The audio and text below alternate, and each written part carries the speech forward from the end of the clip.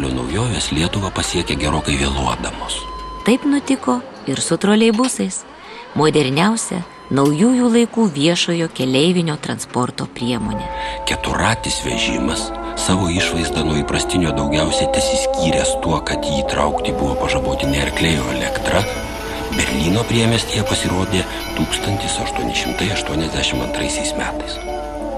Tuo metu, kai Europos sostinių grindiniu bildėjo pirmieji troleibusų pirmtakai, džiugindami permainų mėgėjus ir baugindami jų priešininkus, Kaune net legendinės konkės nebuvo. Vieno arklio traukiamas tramvajus, vadinamoji konkė, mūsų mieste pradėjo kursuoti tik po 10-mečio, 1892 metais. Kaip į ją bežiūrėtume, kuklioji konkė į pabaigą jau tapusi laikraštininkų nesibaigančių pašaipų ir anekdotų objektu savo darbą atliko. Per 37 savo gyvavimo metus arkliais kinkomi tramvajai pervežė apie 74 milijonus keleivių, po 2 milijonus kasmet. Tokie nemaži skaičiai liudija pakankamą konkės populiarumą ir gan didelį veiklos intensyvumą. Juk iki Pirmojo pasaulinio karo Kaune gyveno vos 90 000 gyventojų. Miestui tapus laikinąją sostinę bei sparčiai jame plėtojantis verslui ir pramoniai, iškilo neatidėliotina modernesnio transporto reikmė. Augančio Kauno poreikių ėmė nebetenkinti nei arkliais kinkomi tramvajai, nei siaurasis geležinkelis, dar Pirmojo pasaulinio karo metais sujungęs Rotušę su Panemunė. 1921–22 metais pagaliau užsimota modernizuoti moraliai pasenusi miesto transportą. Užsimota nei daug, nei mažai. Įrengti konkėje vidaus degimo arba elektros variklį. Bet iš kur aukštos įtampos elektros srovės gauti? Juk neįpirksi iš belgų koncesininkų, lupančių iš kauniečių po 9 kailius už kiekvieną elektros energijos kilovatą. Taigi, miesto savivaldybėje rimtais veidais svarstytas Ežerėlio durpyno elektrinės statybos projektas. O štai kokį to meto miesto vaizdelį pateikia Vincas Mykolaitis Putinas. Beje, tuo metu, kaip ir dabar, miesto vartai buvo Vytauto prospektas. Tik tuo metu patys svarbiausi, dabar vieni iš svarbiausių. Taigi, Vytauto prospektas. Prospektu liesas kuinas, barškindamas pasagom ir klubdamas, pakniopstom velka užkeltą ant bėgių medinę dėžę prisėstą nuskūrusių piliečių. Ties pasisukimu vežėjas pralenkia tą krypuojantį vieno arklio jėgos tramvajų ir toli jį palieka užpakalį. Užsieniečiui miestas atrodo kaip išmiręs. Nei vikriai zujančių automobilių, nei blizgančių autobusų, nei įkyrių motociklų, nei nervingai skubančių praeivių. Lėtas tempas, lėtas gyvenimas. Vis žemė prie žemės priploti namukai, kurių eiliai retas 3 aukštų pastatas džiaugiasi nepriepiama erdve ir iš niekur neužstojama saulė. Mediniai apiplaušėję stulpai abiem gatvės šonais apkrauti elektros ir telefono laidų tinklų. Audrai užėjus, jie turbūt gresia nugriūti, įpainioti praeivį vėlų voratinklį ir nužudyti stipraus įtempimo srove. Kiek reikėjo pastangų, ryžto ir darbo, kad nepriklausomybę atgavusi Lietuva ir jos laikinoji sostinė išsivaduotų iš viso to niūraus paveldo. Bet grįžkime prie miesto transporto. 1924 metais su konkėmis pradėjo konkuruoti Auto akcinės bendrovės pirmoji autobusų linija. Tačiau ji teveikė tik 1 metus. Subankrutavo. Ir susisiekimas autobusais buvo atnaujintas tik tai 1929-aisiais. Tuo metu tarp Senamiesčio ir Panemunės jau kursavo 12 mašinų. Tai ir nulėmė, kad 1929 metų pavasarį arkliais kinkomas tramvajus buvo likviduotas. Regis vienvaldžiais miestiečių pervežimo šeimininkais turėjo tapti autobusai ir jiems turėjo būti sudarytos visokieriopos vystymo sąlygos.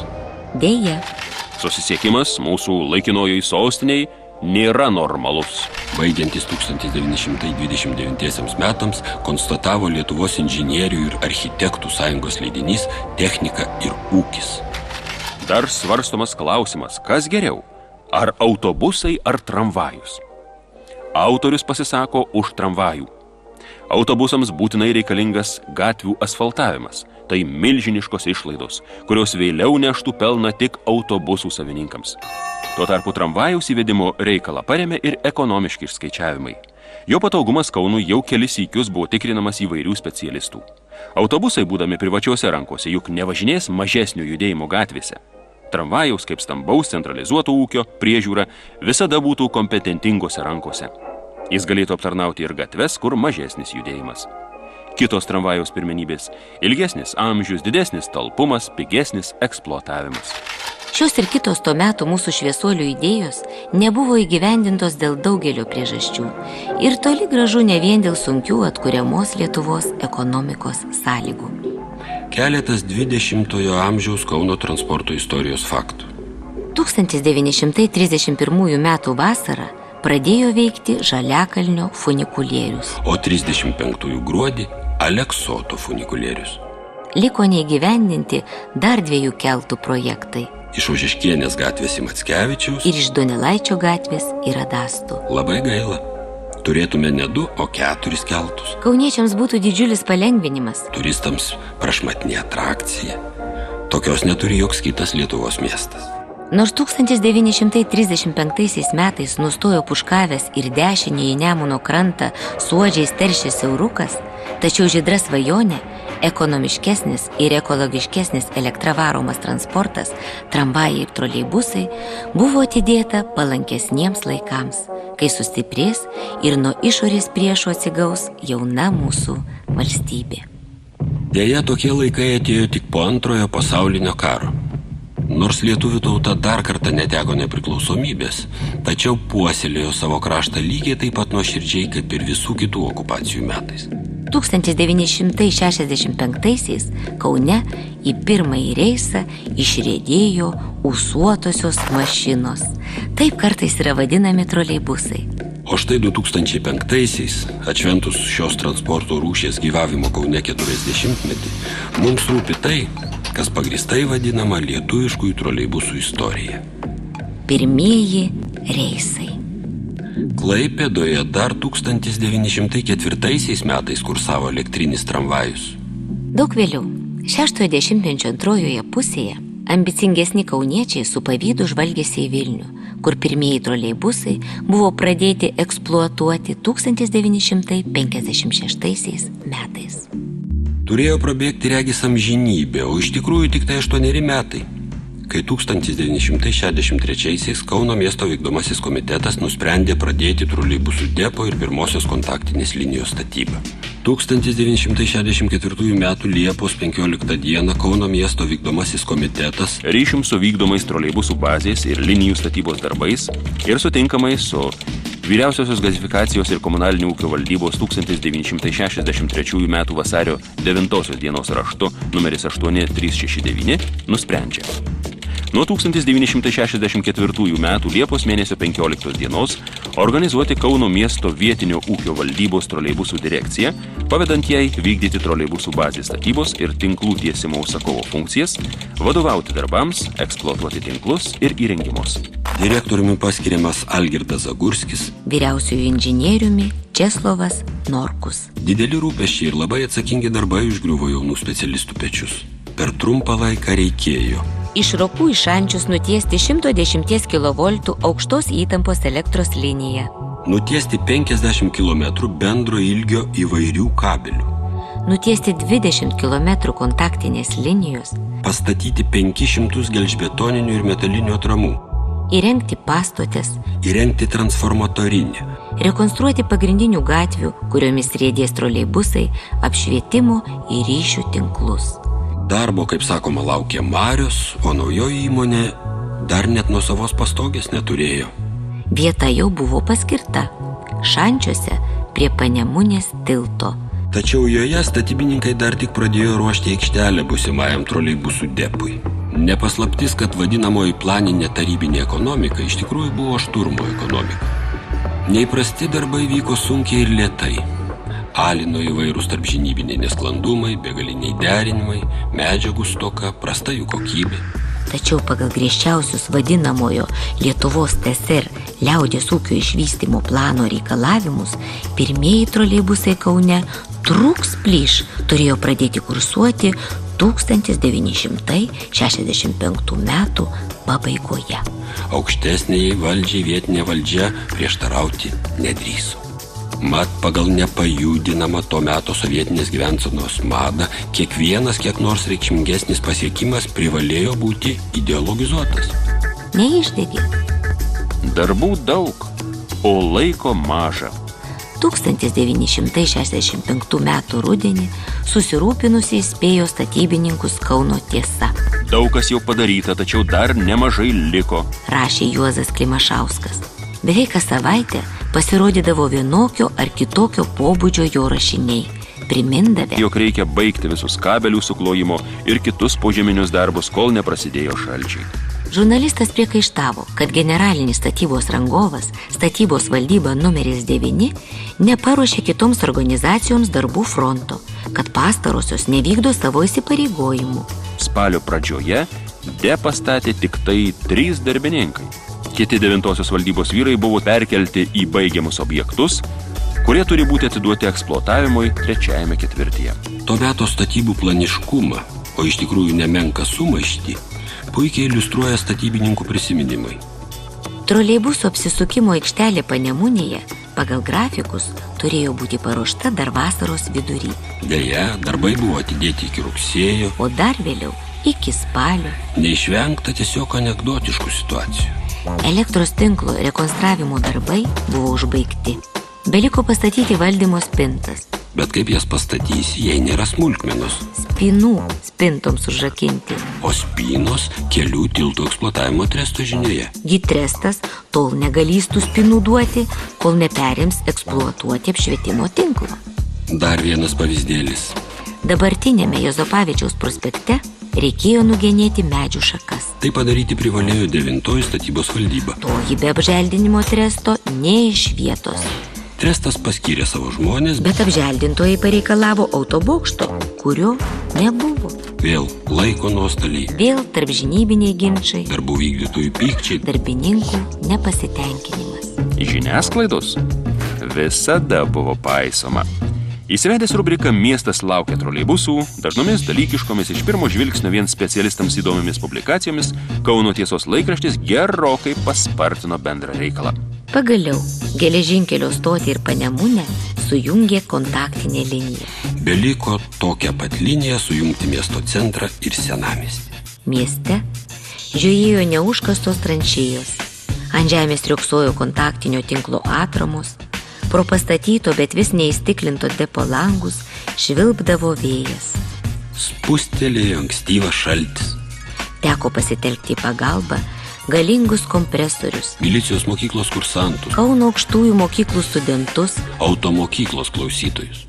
1965 metų lapkričio 10 dieną Kauno miesto vykdomasis komitetas priėmė sprendimą numeris 649. Nuo šių metų lapkričio 10 dienos įsteigti Kauno miesto troleibusų valdybą pavaldžią Kauno miesto vykdomojo komiteto vietinio ūkio valdybai, veikiančią ūkiskaitiniu pagrindu su savarankiškomis juridinio asmens teisėmis, iki šios dienos veikusią Kauno troleibusų transporto direkcijos bazėje. O 1965 metų gruodžio 22 buvo pirmojo oficialaus bandomojo reiso diena. Štai kaip tą neeilinį, ilgai lauktą įvykį aprašė Kauno Tiesa. Be garso, tartum slydėmis čiuoždamas per sniegą troleibusas vairuojamas Prano Šato pasuka tilto link ir važiuoja į Panemunę. Žaibuodamas melsvomis ugnelėmis, aplenkdamas gatvių dangoje dar neužlygintas duobes ir palydimas smalsių praeivių žvilgsnių, troleibusas pasiekia Birutės gatvę, o ten apsisukęs, jis padidindamas arba sumažindamas greitį, lydimas autoinspektorių važiuoja iki geležinkelio stoties. Paskui važiuoja autobokštas su grupė elektrikų. Kiti elektros darbų montavimo valdybos numeris 53 žmonės eina sargybą visoje trasoje. Bandomasis troleibuso reisas pavyko sėkmingai. Iki naujųjų Tai yra 1966 metų troleibusai važinėjo be keleivių. Nes kiekviena ūsuotoji mašina tuščia rida turėjo pravažiuoti 500 kilometrų. Besijaudinant prabėgo tada dar tik šeimose ir bažnyčiose švenčiamos kalėdos. Visi nekantriai laukė pirmojo keleivinio reiso. 1965 metų gruodžio 31. Reikšmingiausia data Kauno miesto troleibusų istorijoje. Pirmo troleibusų maršruto gimtadienis. 93 valdybos darbuotojai kaip vienas laukė 15 valandos. Maršrutą atidarė Prano Šato vairuojamas čekoslovakiškas troleibusas. Netrukus paskui jį patraukė ir kiti. Iš darbo į namus važiavau apie 19 valandą. Važiuojant per Šančius 29 maršruto autobusu, vairuotojas per mikrofoną pasakė: keleiviai, pažiūrėkit, atvažiuoja troleibusas. Pažvelgusi pro autobuso priekinį langą, pamačiau žydras troleibuso šviesas. Širdis pradėjo smarkiai plakti. Apimta džiaugsmo, šypsojausi ir norėjau visiems pasakyti, kad aš dirbu ten, toje įmonėje, iš kurios išvažiuoja troleibusai. Prisimena įmonės veteranė Eugenija Pauzienė. Nesunku suprasti, kas tuo laiku dėjosi ir kitų širdise. Pirmiausia, troleibusų valdybos vadovo Algirdo Zagurskio, Vyriausio inžinieriaus Česlovo Norkaus, statybos valdybos numeris 9 darbų vykdytojo Kumeliausko, elektros montavimo darbų valdybos viršininko Chineso, brigadininko Čebrovo, darbų vykdytojo Kriveliovo, Šapyros, vadovavusio Vilniaus elektros darbų montavimo tresto brigadai, ruošusiai pirmą traukos pastotę. Spauda išvardyja, O mes su dėkingumu pakartojame: šauniausiai padirbėjusių pirmosios troleibusų transporto linijos statytojų pavardės. Zakaržauskienė, Vaitkevičius, Kamarauskas, Razulevičius. Gudauskas. Per paskutinėsias 1965 metų gruodžio 31 dienos darbo valandas naujasis miesto transportas Panemunės senamiesčio maršrutu pervežė daugiau kaip 4000 kauniečių. Dar įspūdingesni 1966 metų pirmosios darbo savaitės skaičiai. Per ją troleibusais pasinaudojo 75 000 šventiškai nusiteikusių miestiečių. 1965 Kauno troleibusų pirmojo gimtadienio metus šios transporto rūšies kūrėjai baigė turėdami 93 darbuotojus ir eksploatuodami 8 troleibusus, 50 vietų depą, 18 km kontaktinio tinklo, 2 traukos pastotės. 1 galinio apsisukimo žiedą. Toks darbas Juolab naujovė, būtų buvusi neįmanoma, be daugelio žmonių pastangų, be Vilniečių, jau 10 metų eksploatavusių troleibusus, be Estijos ir Rusijos įmonių produkcijos ir specialistų pagalbos. ant įrenginių siuntų ir specialistų komandiruočių mirgėjo Vilniaus ir Talino, Maskvos ir Leningrado, Čeliabinsko, Nikopolio Zaporožės. ir kitų miestų antspaudai. Šventės trumpos. Kasdienybė ilga, tačiau tik ji, kasdienybė, įvertina mūsų siekius ir darbus. Pirmiesiems Kauno troleibusams kasdienybė buvo negailestinga. Sunku naujovės įsisavinimo egzaminą laikė ne tik žmonės, bet ir įranga. Vos troleibusas išriedėdavo į reisą, vos skubėdami į darbą į jį ryte susigrūsdavo kauniečiai, ta nauja mašina, pavažiavus kelišimtus metrų, žiūrėk, jau sustoja. Tai ūsai nukrito. Tai mediniai izoliatoriai subirėjo. Daugiausia šunybių iškrėsdavo kontaktinis tinklas, Vėliau paaiškėjo, jog kai kurios jo dalys buvo ne tik nekokybiškai, bet net atvirkščiai sumontuotos. be apeliacinio stalinizmo laikotarpiu toks montuotojų neprofesionalumas ne vienam būtų brangiai kainavęs. Įmonės veteranas Pranas Šatas su šypsenėle prisimena, kaip jis prisikrovęs kišenės įvairiausių varžtelių, izoliatorių, saugiklių, suplukęs bėgiojo nuo vieno prie kito sunegalavusio troleibuso. Tik 1966 metų vasario mėnesį, padedant vilniečiams, padėtis palengva ėmė gerėti. Tačiau troleibusai neteko dalies nusivylusių keleivių, grįžusių į patikimesnius autobusus. Kai kuriems įmonės darbininkams dėl to, kaip sakoma, nebuvo nei šilta, nei šalta. Jeigu ne troleibusų sunkiai įsibėgėjančiame transporto bare, tai kur nors kitur jų laukia vienoks ar kitoks ir daug mažiau atsakingas darbas. Nei galėjo, nei norėjo tokiom nuotaikom gyventi troleibusų parko vadovai. Suprasdami, jog be savo specialistų neišsivers, jie 1966 metų pradžioje suorganizavo pirmuosius troleibusų vairuotojų kursus. Vairuoti neįprastas mašinas, reikalaujančias labai specifinių įgūdžių, pasišovė 63 kauniečiai. Kursus baigė 53. Tačiau prie vairo sėdo tik 47. Kiti teisinosi pabūgę, mažai manevringo elektrinio transporto, Darbo rudens ir žiemos sąlygomis. sunkiai išvengiamų konfliktų su keleiviais. Kiekviena naujos įmonės diena – margas jos istorijos puslapis. 1966–1970 metais Kauno troleibusų parkas kuriamas toliau.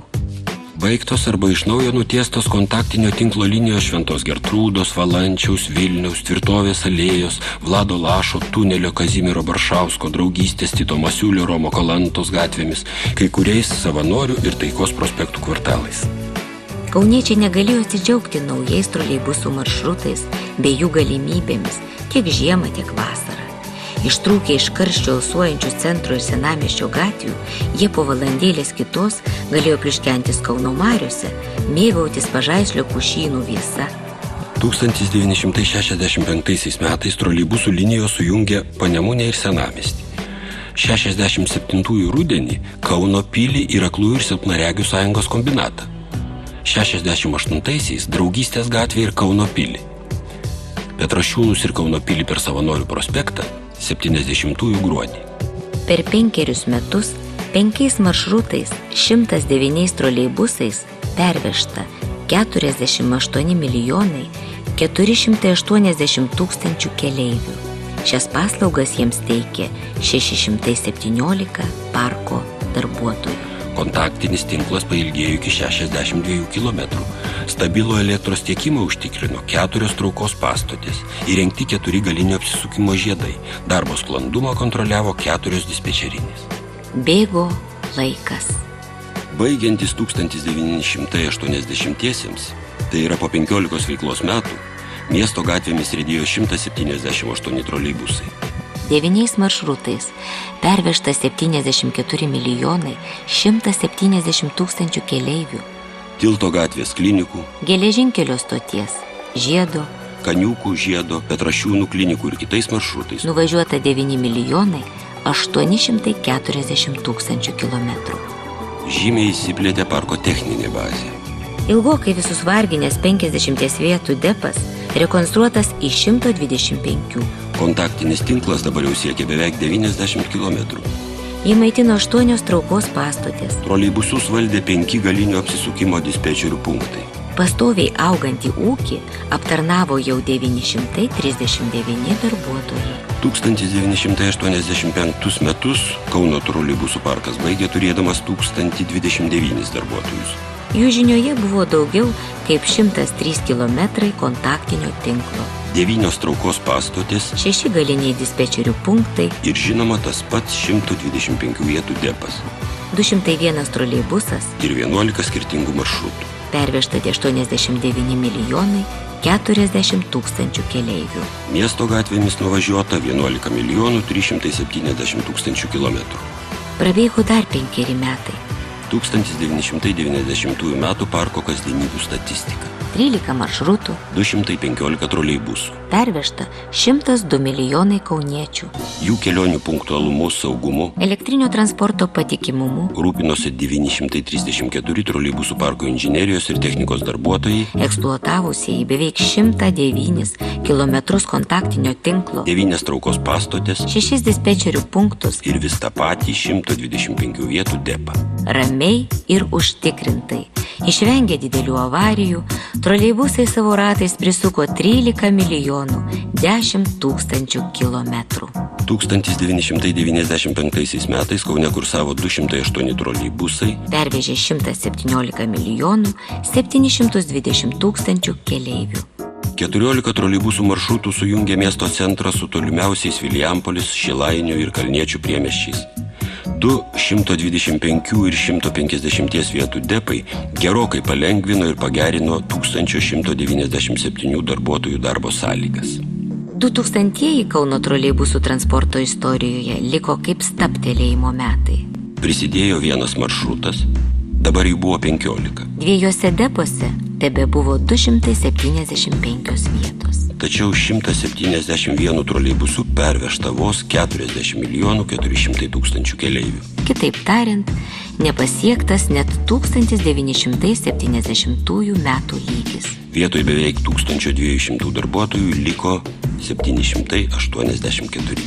Tie nemalonūs pokyčiai pirmiausia sietini su nauja nepriklausomos Lietuvos gyvensena. Municipalinio ūkio pertvarka, naujų perspektyvų paieška. Baigiantis 2004 metams, Kauno troleibusų veiklą charakterizavo šie duomenys. 134,5 km kontaktinio tinklo, 4000 tinklo pakabinimo atramų, 55 km požeminių kabelių, 10 traukos pastočių, 150 vietų depas, 160 troleibusų, 16 maršrutų, 722 dirbantieji. pervežta 33 160 000 keleivių. Autrolio toliai. 2005-aisiais didelė Kauno troleibusų transporto šventė 40-metį šventė 700 Autrolio darbuotojų. Pusė jų vairuotojai. 134 km ilgio linijomis 16 maršrutų, Zuja apie 130 troleibusų, pervežančių 66% visų rūšių miesto transportų besinaudojančių keleivių. Atsisakius galinių dispečerių punktų, dabar miesto troleibusų eismas valdomas iš vienintelio Centro dispečerių punkto. traukos pastotės kontroliuoja automatizuota dispečerinė. Sudėtingą energetinį ūkį aptarnauja palyginti nedaug 50 žmonių. Jau visas dešimtmetis, kaip įmonės kolektyvas išsikėlęs iš Šančių, būrės ir darbuojasi naujoje vietoje, Islandijos plente, 209 numerių pažymėtoje naujoje, modernioje gamybinėje bazėje. Visa tai vienam tikslui – Kauno troleibusų transporto veiklos gerinimui ir vystymui. Šiemet planuojama pervežti 33,5 milijono keleivių. Metinė apyvarta sieks 29 milijonus litų. Tas optimizmas ne iš piršto laužtas. Tarptautinio Vivaldi projekto apklausos duomenimis 55% kauniečių mieliau važinėja troleibusais, nei autobusais ir vadinamaisiais mikriukais. Kai kurių rajonų, pavyzdžiui, Šilainių gyventojai, nesulaukia jau 20 metų žadamos ir planuojamos troleibusų linijos. Nuolat keičiant ir planuojant, susiformavo 16 kauniečių pamėgtų troleibusų maršrutų. Pirmasis – Vaidoto gatvė, klinikos. Jungia Panemunės priemiestį su Žaliakalniu. Antrasis – Islandijos plentas, Kauno pilis. Jungia šiaurinį priemiestį su Senamiesčiu. Trečiasis – Draugystės gatvė, Kęstučio gatvė. Jungia pietryčių kvartalus su centru. Ketvirtasis – Petrašiūnai, Kauno pilis. Penktasis – Petrašiūnai, Varnių gatvė. Jungia Petrašiūnus su Vilijampolės centru. Šeštasis – Partizanų gatvė, Vaidoto gatvė. Septintasis – Partizanų gatvė, Kaniukai. Tai galimybė troleibusu naudotis Raudondvario plento ir aplinkinių gatvių gyventojams. Aštuntasis – Draugystės gatvė, Varnių gatvė. Devintasis – Petrašiūnai, klinikos. Dešimtasis – Partizanų gatvė, Kėdainių gatvė. Dar vienas Raudondvario plento gyventojų ryšys su rytinė miesto dalimi. 11. Islandijos plentas, Kaniukai. Jungia Kalniečių mikrorajoną su Vilijampole. 12. Petrašiūnai, klinikos. Itin patogus maršrutas gausiai apgyvendintam Dainavos mikrorajonui. 13. Islandijos plentas, centras. Maršrutas nusidriekiantis Ašigalio, Šiaurės prospekto, Žukausko, Lukšio gatvėmis, Savanorių prospektu, Ožeškienės, Donelaičio gatvėmis Vytauto prospektu. ir Čiurlionio gatve. 14. Islandijos plentas, centras. 15. ir 16. Partizanų gatvė, centras. Tai du skirtingi maršrutai, vingiuojantys skirtingomis miesto gatvėmis. Vien iš mūsų išvardymo nesunku pastebėti, kad pagrindinės Kauno gatvės, kaip kalėdų eglės šakos, žybčioja viliojančiomis Autrolio šviesomis. Iki dabartinės akcinės bendrovės Autrolis eita keliais daug rūpesčių ir pastangų pareikalausiais etapais. 1991 metais įmonei suteiktas valstybinės įmonės statusas. 1995-aisiais ji jau Kauno troleibusų parkas priklausė savivaldybei. O 2000 metais ir dabar akcinė bendrovė Autrolis. Pasak dabartinių jos vadovų, Kauno troleibusų parkas savo dydžiu antras Lietuvoje Ir vidutinis Europoje. Jis ne tik vežioja keleivius, Autrolis nuomoja patalpas komerciniai veiklai, atlieka techninį automobilių aptarnavimą ir remontą, išbando elektrosaugos priemonės, gamina metalo gaminius. teikia automobilių saugos ir reklamos paslaugas. Beje, įmonei priklauso ir egzotiškasis Aleksoto funikulierius įrengtas dar 1935 metais. Nepaisydama savo garbingo amžiaus, Šiam technikos paminklui 2005 gruodžio 6 sukako 70 metų, jis kasdien Aleksoto kalną padeda įveikti beveik 300 žmonių. nors kelionė juo tetrunka vos 1 minutę, egzotiškasis transportas Vienintelis tokio modelio ne tik Baltijos šalyse, bet ir Europoje. nenustoja reikšmės ir patrauklumo. Kauno troleibusai kasmet vidutiniškai sunaudoja 19 milijonų kilovatvalandžių elektros energijos, Arba vos 5 procentus tos elektros energijos, kurią per metus pagamina Kauno hidroelektrinė. tai statistika. Bet skaičiais negalime įvertinti žmogiškosios energijos metų metais investuotos į Kauno troleibusų parką. Šimtai darbo rankų kūrė ir tobulino elektrinį Kauno transportą. Pirmiesiems entuziastams šviesaus atminimo Algirdas Zagurskis vadovavo nuo pradžios iki 1999 metų. Jau pradėtą darbą sėkmingai tęsė 3 generaliniai direktoriai – Vytas Bancevičius, Gintautas Činikas, Algirdas Krivickas. dabartinis generalinis direktorius Algirdas Krivickas yra 4. kolektyvo vadovas. Jau vien vadovų pastovumo faktas iškalbingai byloja apie tai, kad Kauno troleibusų transportą valdė ir tebevaldo kompetencijos nestokojantis vadovai. Su didelė pagarba prisimenamas pirmasis vyriausiasis inžinierius Česlovas Norkus, Ir pirmasis vyriausiasis energetikas Gediminas Karvelis. 46 įmonės darbuotojai jau pensinio amžiaus, tačiau sėkmingai tebedirba. Beje, troleibusų transporto iš pirmo žvilgsnio vyriškos profesijos darbuotojų neapkaltinsi lyčių nelygybė. Autrolio kolektyvą sudaro 400 vyrų, Ir 300 moterų. net 60% troleibusų vairuotojų dailiosios lyties atstovės. Kolektyvą vis papildo jauni žmonės, pasiryžę tapti vairuotojais. Kauno miesto taryba jau nusprendė pirkti net 50 naujų troleibusų. Ateinančiais metais numatoma modernizuoti kontaktinio tinklo sistemą. Ir atnaujinti 15 senųjų troleibusų. Autrolis švaraus ekologiško transporto įmonė. Tai itin svarbi aplinkybė 21 amžiaus žmonijai, pavojingai susidūrus su greitai senkančiais tradicinės energijos ištekliais, su vis didesnį pavojų keliančia gamtos tarša. Bendrovė turi puikią galimybę plėstis. Nes remdamas ES direktyvomis, jie energiją gali naudoti iš atsikuriančių gamtos šaltinių, šiuo atveju iš Kauno hidroelektrinės. Kauno Autroliui 40. Baigti šią fragmentišką įmonės darbo ir veiklos apžvalgą norisi optimistiškai. Nebejojame, jog 2006-aisiais šauniojo ir darniojo Autrolio sėkme džiaugiasi ne tik kauniečiai, bet ir visas būrys senų ir naujų įmonės bičiulių iš Vilniaus, Pilzeno, Prahos, Gdynės, Lodzės, Budapešto, Rygos, Talino, Kijevo, Simferopolio, Odesos.